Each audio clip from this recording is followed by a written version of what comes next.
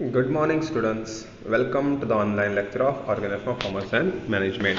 नमस्कार विद्यार्थी मित्र, ऑर्गनायझेशन ऑफ कॉमर्स अँड मॅनेजमेंटमध्ये मी अक्षय सत्पाळकर तुमच्या सगळ्यांचे सहर्ष स्वागत करीत आहे. In last lecture we have complete the point number 4 of the bank. Last लेक्चरला आपण बघितलं होतं की बँक आणि त्याचे वेगवेगळे टाईप्स आपण 4 बघितले होते. हा चॅप्टर आपण या ठिकाणी बघतो आहे तो म्हणजेच बिझनेस सर्व्हिसेस. कोणता बघतो आहे? Business services. आणि त्या बिझनेस सर्व्हिसेसमधली आपली ही फर्स्ट सर्व्हिस चाललेली आहे ती म्हणजे बँकिंग. कोणती चाललेली आहे? Banking services. Okay, so banking सर्व्हिसेसमध्ये आपले ऑलरेडी आपण किती 4 कंप्लीट केले आहेत? 4 पॉईंट आपण कंप्लीट केलेले आहेत. लास्ट लेक्चरला आपण ते बघितले होते.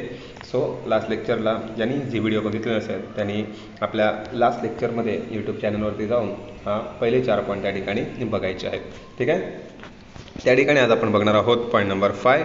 सो पॉईंट नंबर 5 आहे एक्सचेंज बँक. पॉईंट नंबर 5 काय आहे? Exchange bank. पण लक्षात येतो आहे exchange bank means the bank as well as large commercial bank फॅसिलिटेड foreign exchange transaction such as Barclays bank, bank of Tokyo etcetera. It include financing foreign transaction, issue letter of credit, discounting bill of exchange, remittance of dividend and interest of the profits. Okay, आता exchange bank, what is use of the exchange bank? Exchange बँकेचा सगळ्यात जास्त आणि महत्त्वाचा use कधी होत असतो तर ते आहे इंटरनॅशनल बँकिंगला किंवा इंटरनॅशनल ॲक्टिव्हिटीला. पण लक्ष येतं आहे इंटरनॅशनल ॲक्टिव्हिटीला वर्किंग होत असतो आणि त्याच्यात असतात 2 कंट्रीज. कोण असतात? 2 कंट्रीज, ज्याला आपण म्हणतो 2 नेशन्स. 2 देश जेव्हा एकमेकांची ॲक्टिव्हिटी किंवा एकमेकांमध्ये वाटाघाटी करत असतात, ट्रान्झॅक्शन करत असतात, त्याला आपण बोलतो एक्सचेंज बँक. एक्सचेंज बँकेमध्ये सगळ्यात पहिला महत्त्वाचा पॉईंट हाच आहे की financing foreign transaction, outside the कंट्रीमध्ये जे ट्रान्झॅक्शन असतात ते वर्किंग होतात.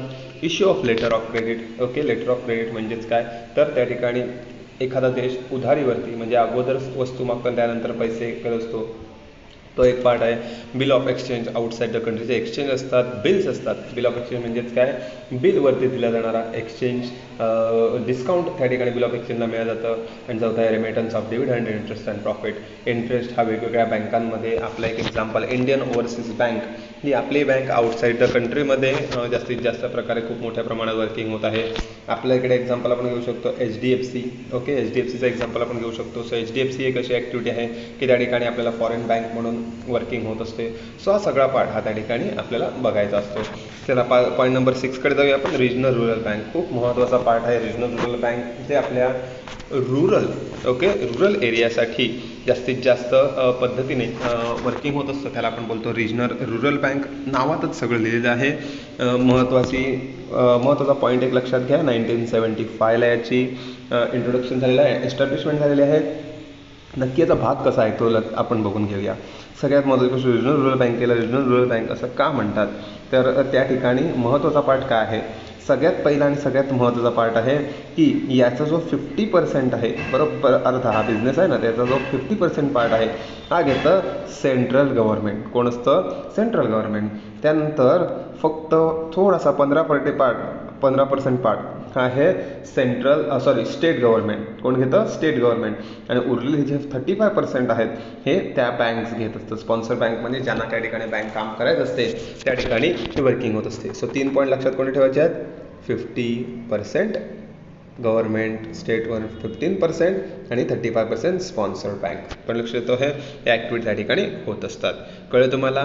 पुढे आपण थोडंसं जाऊया आणि बघणार आहोत RRB मोबिलाइज डिपोलाइज primary rural and semi urban area, provide loan and advance mostly to the small and marginal farmers, agriculture, laborer, rural artisan, etc.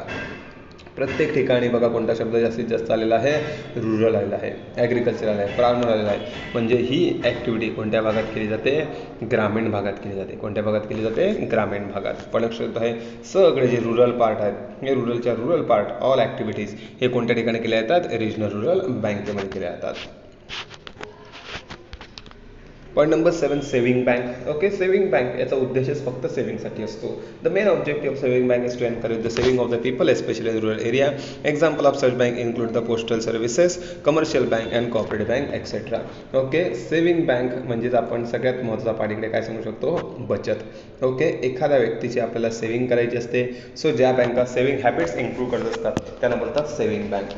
तुम्ही एकच एक्झाम्पल नेहमी लक्षात ठेवायचं ते म्हणजे पोस्ट. कोणतं ठेवायचं? पोस्ट. भारतीय डाक ज्याला बोलतं. सगळ्यात बेस्ट एक्झाम्पल भारतीय डाक हे असणार आहे. तर कसलं एक्झाम्पल असणार आहे हे?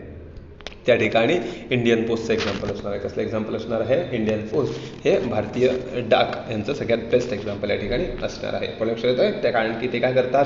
सेव्हिंग बँक हे करत असतात. इन्व्हेस्टमेंट बँक एक झालं सेव्हिंग बँक, आता काय आहे? इन्व्हेस्टमेंट बँक म्हणजेच काय? तुम्ही तुमची गुंतवणूक, एकदा आपण बघितली बचत, आता काय बघणार आहोत? गुंतवणूक. We are transferring the investment from the particular bank. It is called as investment bank. This bank provide financial advisory assistance to the customers. The clients generally included business firm and government organization. Investment bank facilitated mergers and acquisition by undertaking research and providing advice on the investment decision. Generally investment bank do not directly deals with the general public. सगळ्यात महत्त्वाची गोष्ट, आपला याच्याशी संबंध कमी असतो. तर तुम्ही सांगते सर आपला संबंध कमी असतो, मग नक्की संबंध कोणाशी असतो? तर जास्तीत जास्त यांचा संबंध असतो गव्हर्नमेंटशी. दुसरा संबंध असतो बँकेशी. मग ह्या आपला संबंध नसतो तर मग ह्या बँका काढल्यात कशाला? हा पण एक प्रश्न येईल ना. पण लक्ष येत आहे. सो ह्या बँका ह्या कशासाठी काढलेल्या असतात? सगळ्यात महत्त्वाची गोष्ट, हे संपूर्ण इन्व्हेस्टमेंट बँक ही गव्हर्नमेंटला आणि बँकेला मदत करते आणि बँक हे आपल्याला मदत करते. इकडे तुम्ही आहेत यू, बरोबर ना? म्हणजे इन्व्हेस्टमेंट बँक तुम्हाला करायची असते इन्व्हेस्टमेंट, पण सगळ्यात महत्त्वाची गोष्ट या बँके थ्रू तुम्हाला हे मिळत असते. सो इन्व्हेस्टमेंट बँकेचा तुमच्याशी थोडासा कमी संबंध असतो, त्यामुळे त्याला बोलतात इन्व्हेस्टमेंट बँक्स. पुढचा पार्ट आहे specialise bank. This bank cater to the requirement of providing overall setting up in the specific areas. एक विशिष्ट भागामध्ये या स्पेशलाइज बँका घेतलेल्या असतात. नावातच त्याचा मिनिंग आहे. The meaning are including in the specific specialise. Okay, what is mean of specialise? Only for the specific purpose. Point number 1 is the export and import bank. That short form is the EXIM bank. Okay, specialise bank has the first point is the export and import bank. The short form is the EXIM bank. This bank provide the financial assistance to the exporter importer of the functions, principal financial institution and coordinating of the working institution in the finance. Okay, export import of goods with the view to promoting countries international trade. Generally this import and export activity is doing for the international trade. महत्त्वाची गोष्ट एक लक्षात घ्या की जो Exim bank जे काम करत असतं बघा, एक्झिम शब्द कसा तयार झाला आहे?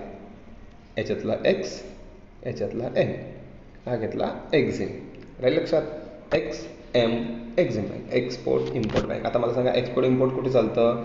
टू कंट्रीमध्ये. कुठे चालतं? टू कंट्रीमध्ये. चला आपण एक्झाम्पल घेऊ शकतो इंडिया.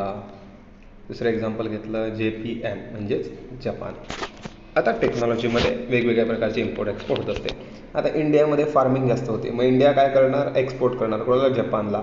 ओके, हा आहे फार्म, बरोबर. आता जपान काय करणार? जपानमध्ये फेमस आहे टेक्नॉलॉजी. जपानमध्ये फेमस काय आहे? टेक्नॉलॉजी. मग जपान टेक्नॉलॉजी कोणाला देणार? इंडियाला देणार. इंडियाने फार्मिंग जपानला दिलं, जपानने टेक्नॉलॉजी इंडियाला दिली. दोघांनी काय केलं एकमेकांमध्ये? इम्पोर्ट आणि एक्सपोर्ट, आणि दोन कंट्री झाल्या म्हणून त्याला बोलतात international trade. Clear students? Okay, समजा जर नसेल कळत तर थोडीशी व्हिडिओ पॉज करा किंवा व्हिडिओ 1-2 मिनटं मागे आणि पुन्हा लक्षात घ्या. तुम्हाला लगेच त्या ठिकाणी ती ॲक्टिव्हिटी कळू शकते. ओके, थोडंसं आपण थोडं झूम करतो मी या ठिकाणी. छोटा पार्ट आहे त्याच्यामुळे. पॉईंट नंबर 2 आहे small industrial development bank of India. पण लक्ष येत आहे हा 2 म्हणजे कशातला आहे? तर 9 मधला 2 आहे. 9 मधलाच 2 आहे. पहिलं काय होतं? एक्झिम. दुसरं आहे सिडबी. दुसरं काय आहे? सिडबी. बघा छानसा लोगो दिलेला आहे त्यांनी सिडबीचा. Small industry development bank of India. Full form कळला? Small industry development bank of India. म्हणजेच एका शब्दातच लगेच तुम्हाला अर्थ कळला. छोटे उद्योग, स्मॉल इंडस्ट्री. बस आता पुढे तुम्हाला तर नक्की कळेल. Setup in 2 April 1990. एक कामाची गोष्ट तुमच्या काय आहे? 2 एप्रिल 1990ला. Under the act of Indian parliament the principal financial institution of the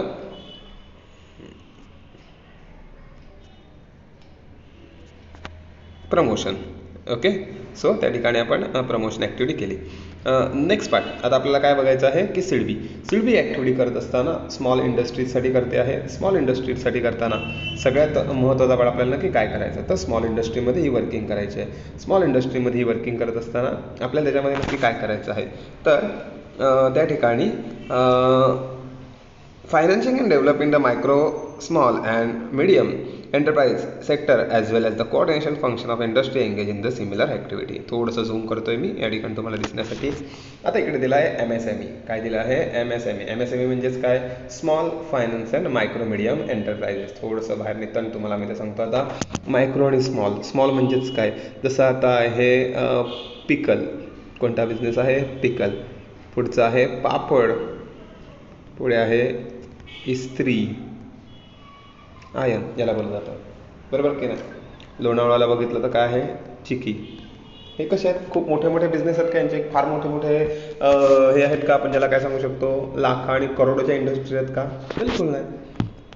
Pravin मसाले, प्रवीण लोणचं कुठेही तुम्हाला मिळेल. लिज्जत पापड बघा. इस्त्रीची दुकान तुम्हाला सफाईत कुठेही दिसतात. लोणावळ्याची चिकी. ह्या ठिकाणी काय बऱ्याचशा करोड रुपयाची गरज आहे का? काही नाही. काही हजार रुपये, काही लाख रुपये असतील, बँकेकडून घेतले, लगेच तुम्ही स्वतःची इंडस्ट्री ॲक्टिव्हेट करू शकतात. आणि कोण हँडल करतं? सिडबी. बरोबर, ठीक आहे. क्लिअर झालं असेल तुम्हाला. पॉईंट नंबर 3 थोडंसं जवळ नेतं अजून. नाबार्ड. फार महत्त्वाचा पॉईंट आहे हा नाबार्ड. ओके, नाबार्डचं इकडे तुम्हाला लोगो पण दिलेला आहे. लगेच तुम्हाला कळेल national bank for agriculture and rural development. मग अशी महत्त्वाचा शब्द होता स्मॉल इंडस्ट्री. आता एकच इकडे महत्त्वाचा शब्द आहे ॲग्रिकल्चर. काय आहे? ॲग्रिकल्चर. म्हणजेच नाबार्ड कोणासाठी काम करणार? शेतीसाठी काम करणार. पण लक्षात आहे, it is an APEC institution for financing agriculture and rural sector. NABARD provides both short-term and long-term credit through regional rural bank. It concerns policy planning and operation relating to agriculture credit for the activity in rural India. It provides the finance and financial institution, not for the individual. सगळ्यात महत्त्वाची गोष्ट काय आहे की इथे आहे शब्द दिला आहे क्रेडिट. म्हणजेच नाबार्ड काय करतं? उधारी देतं. ओके, म्हणजेच अजून सांगायचं तर लोन देतं. कोणाला? बँकांना. कोणाला देतं? बँकांना. बँक कोणाला देतात? तुम्हाला. तुम्ही म्हणजे इकडे लक्षात येईल ना, कस्टमर. बघा, नाबार्ड काय करतं? क्रेडिट देतं. कोणाला? क्रेडिट म्हणजे लोन, बँकांना. आणि बँका काय घेतात? तुम्हाला देत असतात. म्हणजेच नाबार्ड हा तुमच्याशी इनडायरेक्टली कनेक्टेड आहे, इनडायरेक्टली ॲक्टिव्हिटी आहे.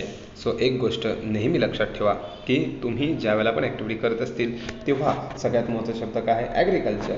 सो इकडे वरती काय होता? SIDBI, small industry. इथे काय होता? Small industry. आणि आता काय आहे? Agriculture. So clear the concept. Number 2 is the SIDBI, number 3 is the NABARD. Okay, आणि नंबर 1 काय होती? एक्झिम. नंबर 1 काय होती? Exim bank. राहील लक्षात? ओके, हे बघा, सिडबीची ॲक्टिव्हिटी आपण केलेली आहे या ठिकाणी. काय काय केलं आहे? Small industry development bank 1990. Indian parliament नक्की काय करतं? Financing and development, micro and medium exchange sector, well coordination function institution in the similar activity. आधीच तुम्हाला सांगितलं आहे की नक्की कोणाकोणासाठी काम करतं? मायक्रो, स्मॉल आणि मीडियम, छोट्या मोठ्या उद्योगांसाठी. जाऊया पुढे.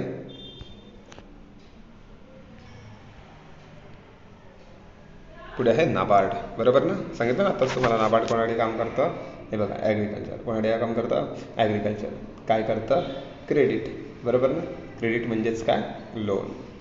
बरोबर, नॉट फॉर इंडिव्हिज्युअल. एकाला नाही देणार तर कोणाला देणार? फायनान्शियल इन्स्टिट्यूशनला, संस्थेला देणार. कोणासाठी काम करतं? ॲग्री. बरोबर, ठीक आहे. सो या ठिकाणी अशा प्रकारे आपले हे पॉईंट या ठिकाणी संपलेले आहेत. नाबार्ड, सिडबी. ओके, अशा प्रकारचे लोगोज. 9 नंबर 9 आपण काय बघितला? Specialise bank, investment bank. त्या अगोदर बघितला सेव्हिंग बँक, मग आहे रिजनल रुरल बँक, आणि त्याच्या अगोदर बघितला एक्सचेंज बँक. सो याच्या अगोदरचे 4 पॉईंट हे आपण अगोदर बघितले होते. आजच्या लेक्चरमध्ये आपण एकूण टोटल किती बघितले? 6 पॉईंट बघितले. ओके, आणि त्यानुसार आपण त्याची ॲक्टिव्हिटी केली. सो पॉईंट नंबर 10 नाबार्ड ह्या पार्टपर्यंत आज आपण इकडे थांबलो आहे. नेक्स्ट लेक्चरला आपण बँकेच्या प्रायमरी आणि सेकंडरी फंक्शनमध्ये जाणार आहोत. पण लक्ष येतो आहे, जर तुम्हाला लेक्चर आवडलं असेल तर चॅनलला नक्की सबस्क्राईब करा. आपण यूट्यूबवरती या व्हिडिओ टाकत आहोत आणि भविष्यातसुद्धा अजून चांगला व्हिडिओ आपण त्या ठिकाणी टाकणार आहोत.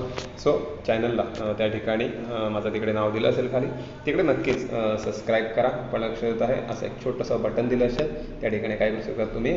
सबस्क्राईब त्या ठिकाणी करू शकतात. राहील लक्षात? ओके, सो हा एक पार्ट त्या ठिकाणी तुम्हाला करायचा आहे. तेवढंच स्वतःसाठी एक चांगलं इम्प्रूव्ह असेल आणि माझ्या पुढच्या व्हिडिओसुद्धा तुम्हाला चांगल्या प्रकारे दिसू शकतील. ठीक आहे. सो आपण इकडे या ठिकाणी थांबूया. Thank you students.